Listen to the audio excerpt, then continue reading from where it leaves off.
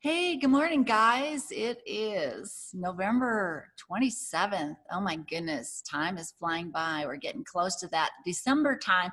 Hey, so I just wanted to talk with you real quick today about some interesting developments. And have you been watching the YouTubes about the strange anomalies with the moon and the colors of the sky? And I talk about it before. And last night, about 9 o'clock, when I was going to bed, I looked out the window, and sure enough, the waning moon was not in its normal position. So I had to take a picture. I've taken pictures before of this moon, and I've noticed, the lopsidedness of the moon. And so I'm going to screen share here and see if I can find that picture. Here we go. And so that's and now down here, I don't know what that is. So I'm, 8,500 feet up in the mountains, and, I look down on the city of Salida. And so here's the moon, and notice that it's waning, and it's not waning to what? From the left to the right? It could be the opposite way. I don't remember. See how much I know. But anyways, I've seen this before, and I didn't take a picture. And I've actually seen it more kind of bowl shape, but not the typical bowl after the crescent. This is different. This is not normal. And I know other people are getting pictures like this. So I thought I would show this to you. And, I've noticed too, if you look, even though the moon is tilted, if you look at the full moon, when the full moon is out there, and you remember the man in the moon, or we call it the rabbit, the Germans say it's a rabbit in the moon. If you look at it, it is straight. The face is straight, look straight up and down in the moon, where, remember when we were kids, we looked at it, it was a little tilted? Well, now it's straight on, and I've noticed that before. So, there's a lot of things going on, and it's really interesting. I'm going to stop sharing now. Because everybody's talking about this. They have their different scenarios and their different way they're going to experience this. And, we're talking about, a lot of people are saying, oh, it's the wobble, the Earth's wobbling because of the dark matter that's coming in, and, it could be Nibiru, the return of the Anunnaki, and we're coming into the time, the tribulations, and, the cataclysms and the apocalypse. And, that's one of the timelines. And I've already realized that I've jumped timelines. I am not on that ship, people.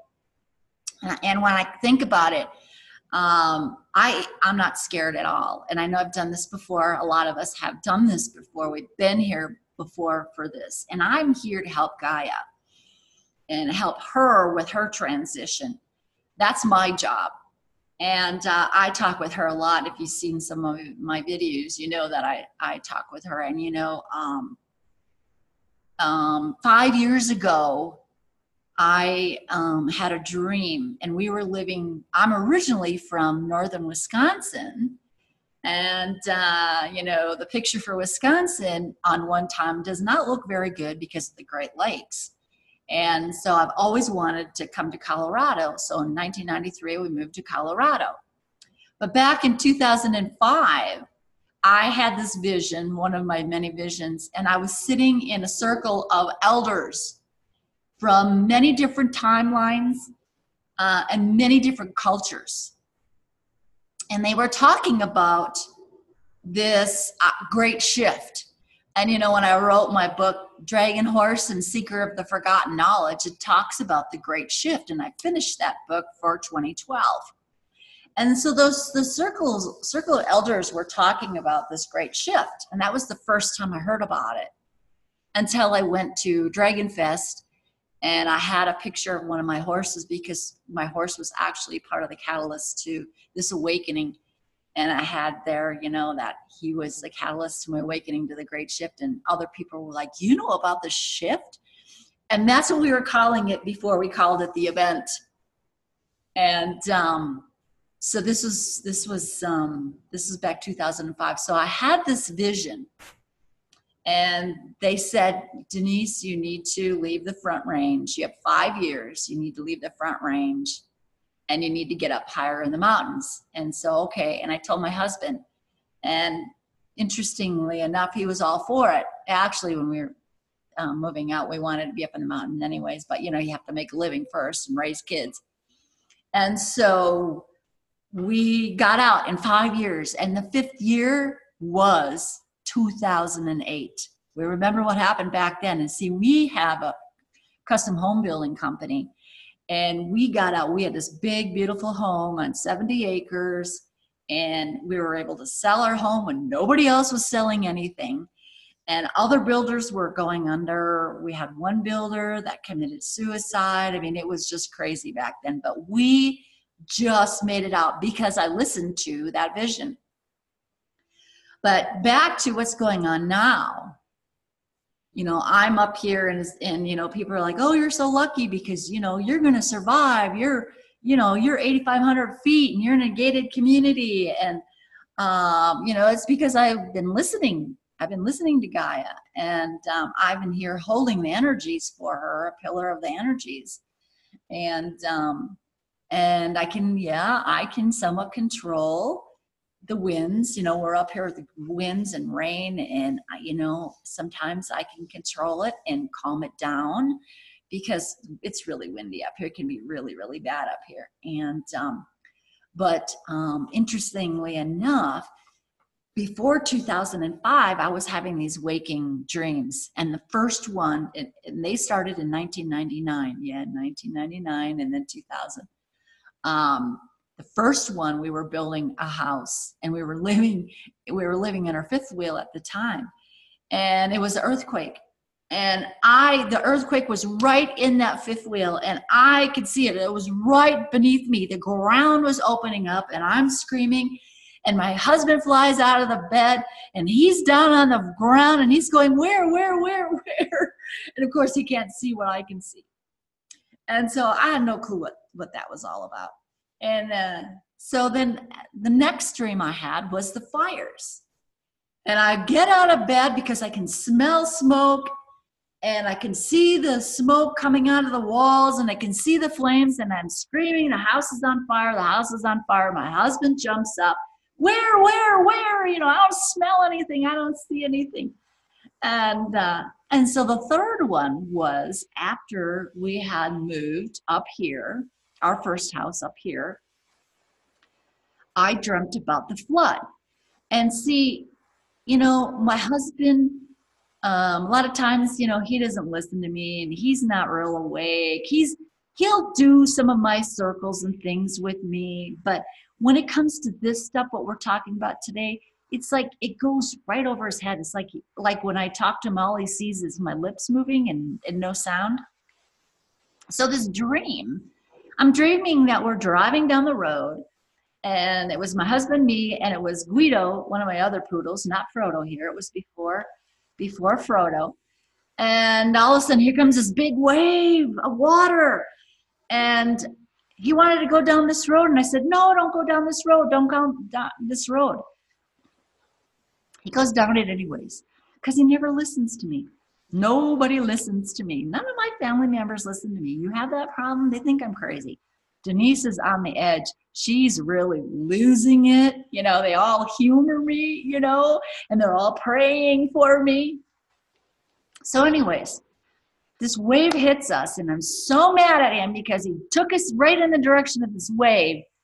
And I look over at him, and the truck's filling up with water. The truck's full of water, and I grab Guido, and I look at John, and he's gone already. I mean, he didn't survive. And I was just like, you should have listened to me. I tried to tell you. And so I had to let him go, and got out of the truck with my little dog and made it to land. And so here we are, the three. the fire, the earthquakes first, the fire, and the water. And I think that the water, you know, when the poles shift, they're shifting already. That's what they talk about at the tribulations, you know, this water, this cataclysm.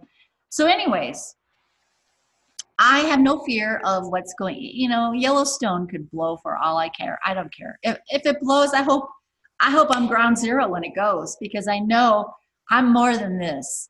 You know, this isn't all there is. The experience of this is why we're here. And some of us are here to help Gaia, and some of us are here to help humanity. Some of us are organic portals that have no soul, that are just here to cause issues with people like you and I. So they don't care. You could scream at them. It wouldn't make any difference. And then there's the people that choose to stay on that cataclysmic timeline because there's something they need to experience or something they need to learn. So, you know, for those of you who are frustrated, I get so frustrated. You know, I used to be so worried about my family members. And, you know, I don't want them to, you know, but I had to detach from that. You know, we're all one anyways. Whatever I experience, they're experience. Whatever their experience, I'm going to experience one way or another. In the end, we're all going to compare notes. Some of us are going to be a little further along than others, but it's all a choice. And, you know, I just realized the harder I try to wake my family members up, the worse it gets. My husband right now, you know, I thought he was kind of waking up, and, you know, he's just a hard worker. He's so stuck in the matrix. His worth is by how hard he works, how many hours he puts in, and the pats on the back he gets from everybody else going, man, you are the hardest worker I know. And, but he's been acting really strange lately. I mean, worse than ever. One day he just hates me, and doesn't care about what he says about me or the words he calls me, the names he calls me. And then the next morning it's like, or even an hour later, he's like a completely different person. It's like that reptilian on his back had left, went for lunch or something, got enough loosh from screaming at me. He went somewhere else and, you know, went on vacation. And he's, you know, so he's like, hey, you know, everything's cool and he's back to normal. But then again, I trigger him. It's just so easy to trigger him right now. It's ridiculous. Anybody else noticing that with people around them?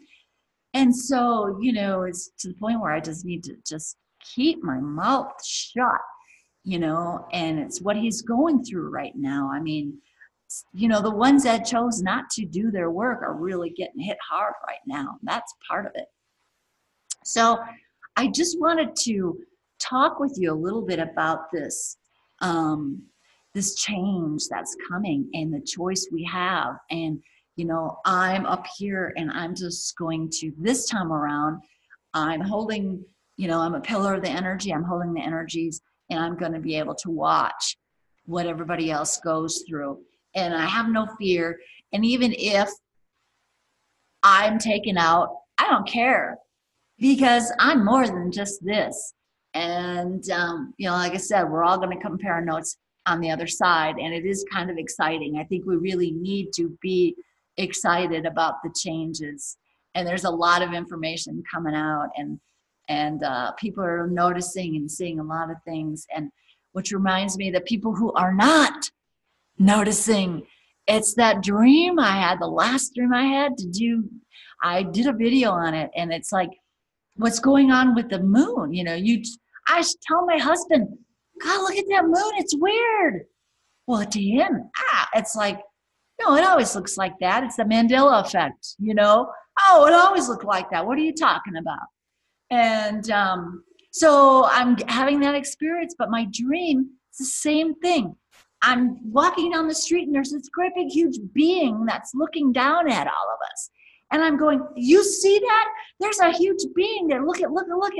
And maybe one or two other people notice it and go, yeah, what is he? What? Who is he? What are they doing here? What are they looking? And the rest of the population, the 99% of the other people, they don't even hear a word that I say. They're on their phones and they don't care with latest movie, whatever.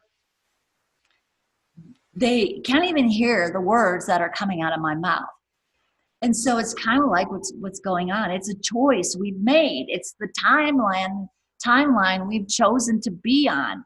I'm no longer on the cataclysmic timeline. I'm on the timeline that's already been there, done that. I jump timelines. I experience it when I had my waking dreams, of what I've already been there, experienced it. And so I'm on a different timeline. And, whatever timeline you choose to be on is where you're supposed to be at. But man, it's going to be one hell of a ride, isn't it? I mean, oh my gosh, it's like that meme that was flying around about, when you get over the other side, you're supposed to say, wow, that was one hell of a ride. We're not supposed to get on the other side and go, oh, damn, I missed the bus. I should have, I got to go back and do it again. It's supposed to be a ride, people. So I'm enjoying the ride. And, but things are changing so fast. It's ridiculous. And I'm excited because I start my heart math training, and I'll soon be able to help work with people online and then work with people in my area using my medicine horses and just really get people connected to their heart center. Our heart has its own central nervous system. Our heart has its own brain, and it's our heart that talks to the brain up here. And this is where our intuition is at. This is where our third eye seeing is at. This is where our clairaudience, and this is where it's all at, right here, by connecting with this. And so, if you're really looking to really developing your intuition and your inner powers, that's where we're in. So that's what I'm going to be doing. But anyways, I just wanted to touch base really quick with you about the stuff out there. It's fascinating. Open your eyes and watch. And, those of you who are made it to my video or made it to other videos like mine, we're in, we're fine. So I guess all we can do is hold the energies for the other ones that chose to experience something different, and also to have Gaia. So anyways, that's all I got to say today. And we'll be talking to you soon. Bye-bye.